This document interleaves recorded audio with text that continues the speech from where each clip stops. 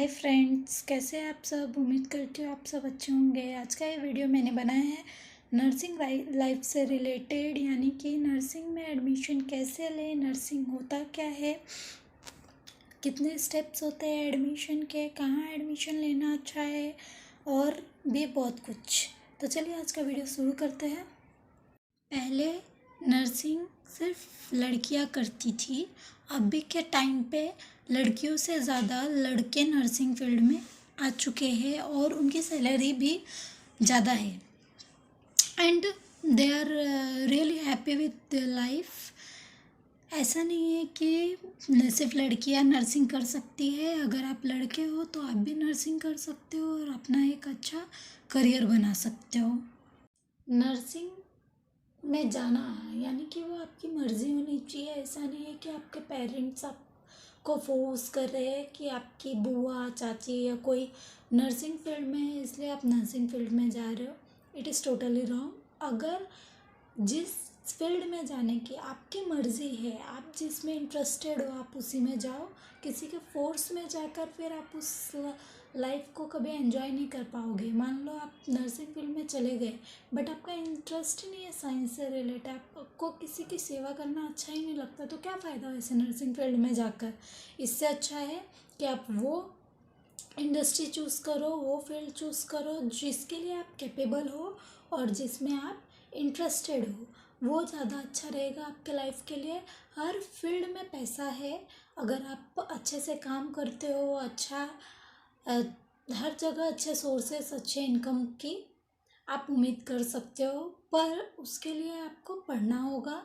बिना पढ़ाई आज के टाइम में आप कहीं भी नहीं कमा सकते और कोई भी आप बोलते ना आरामदायक लाइफ की उम्मीद भी मत कीजिए अगर आप पढ़ नहीं रहे हो तो। इसलिए पढ़ाई को सबसे मेन इम्पोर्टेंस दीजिए। अपनी पढ़ाई में उतना कंसंट्रेट कीजिए जितना कि आप दूसरे कामों में वेस्ट करते हो अपना टाइम। उससे ज़्यादा टाइम अपनी पढ़ाई को दें, अपनी पढ़ाई पे कंसंट्रेट करें। अगर आप नर्सिंग करना चाहते हो, नर्सिंग में एडमिशन लेना चाहते हो, तो उसके लिए आपको 12th पास करना होगा और वो भी biology, physics, chemistry as a main subjects. आपके main subjects biology, physics and chemistry होने चाहिए, तभी आप आगे चलकर नर्सिंग फील्ड ज्वाइन कर सकते हो। अगर ये आपके मेन सब्जेक्ट्स नहीं है तो आप किसी भी नर्सिंग के डिग्री कॉलेजेस में एडमिशन नहीं ले सकते हो। बट ऐसा होता है कभी कभी कि हमने 12th किया है कॉमर्स से और हमें आना होता है नर्सिंग में। उसके लिए भी आपके पास ऑप्शन है कि नर्सिंग जैसे बहुत सारे टाइप्स के होते हैं, नर्सिंग फील्ड में बहुत सारे क्राइटेरिया अवेलेबल है। जैसे आप अगर कॉमर्स आपने किया है और आप इंटरेस्टेड हो नर्सिंग फील्ड में आने के लिए तो भी आप आ सकते हो। अगर आपने आर्ट से 12th किया है तो भी आप आ सकते हो, बट आप ग्रेजुएशन नहीं कर सकते नर्सिंग से, बट आप डिप्लोमा कर सकते हो। डिप्लोमा यानी कि एक आपको सर्टिफिकेट मिल जाएगा कि आप नर्सिंग कर सकते हो, एक नर्स बन सकते हो। आपके पास नर्स का सारा ये रहेगा और आप जॉब भी कर सकते हो कहीं भी। नर्सिंग में जीडीए आता है, सबसे कम ड्यूरेशन वाला कोर्स। जीडीए करने के लिए आपको सिर्फ 2 साल लगते हैं और उसकी फ़ीस भी बाकी नर्सिंग प्रोफेशन से कम है। उसके बाद एएनएम जो कि 3 साल का कोर्स है, जीएनएम वो भी 3 साल का कोर्स है, बीएससी नर्सिंग वो 4 साल का कोर्स है। बीएससी नर्सिंग एक डिग्री कोर्स है और बाकी जीएनएम एएनएम ये डिप्लोमा है और जीडीए एक सर्टिफिकेट कोर्स है। बहुत लोग ये भी सोचते हैं कि अगर हमने बिहार से 12th किया है या फिर हमने किसी अदर बोर्ड से 12th किया है, यूपी, बिहार, एमपी वगैरह, तो कोई प्रॉब्लम नहीं है, आप कहीं भी एडमिशन ले सकते हो। एज अ नर्सिंग फील्ड हर जगह की स्टडीज़ लगभग सेम होती है, थोड़ी बहुत उसमें डिफरेंसेस होते हैं।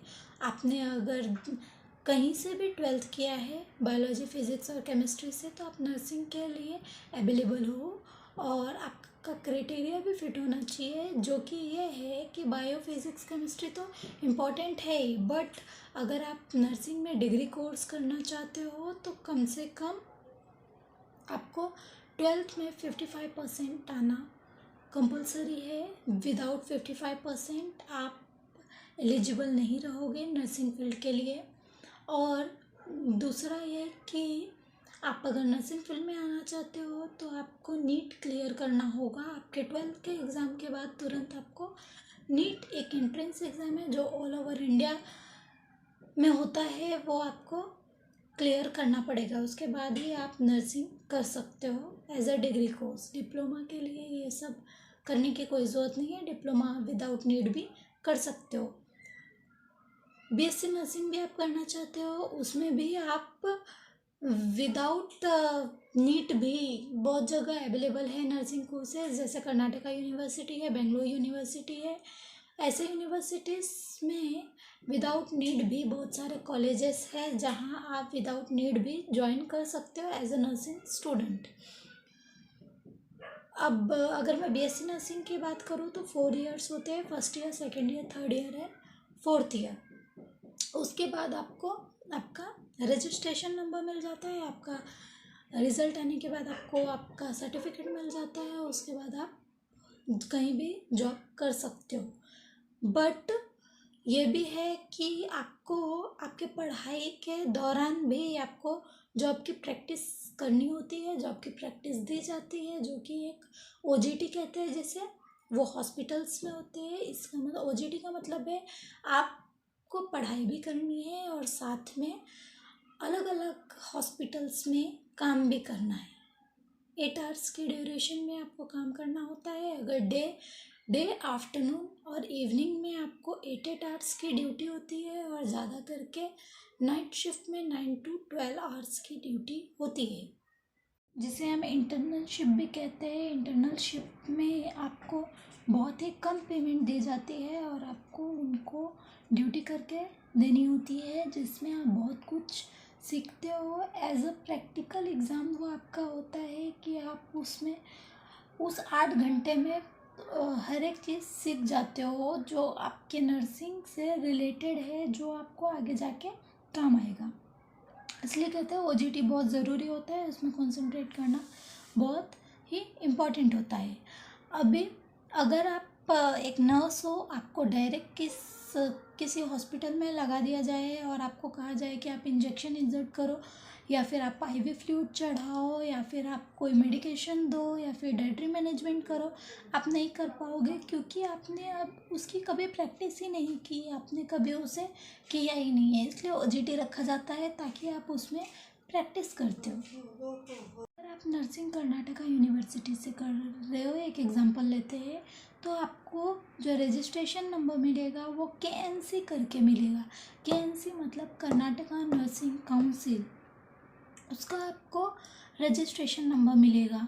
इसका मतलब है आप जिस स्टेट से कर रहे हो नर्सिंग, आप उसी स्टेट में काम कर सकते हो। अगर आपको किसी और स्टेट में जाकर काम करना है, जैसे आपने कर्नाटका से नर्सिंग किया और आपको बिहार या पटना या कोलकाता एंड दिल्ली कहीं और जाकर काम करना है, तो आपको उस केएनसी को उस स्टेट के नर्सिंग काउंसिल से चेंज करवाना होगा, जिसमें आपको कुछ खर्चा आएगा और 15 डेज़ के अंदर वो आपका कन्वर्ट हो जाएगा। इस तरह आप ऑल ओवर इंडिया नर्सिंग काम कर सकते हो और जो भी आपका गोल है उसे पूरा कर सकते हो।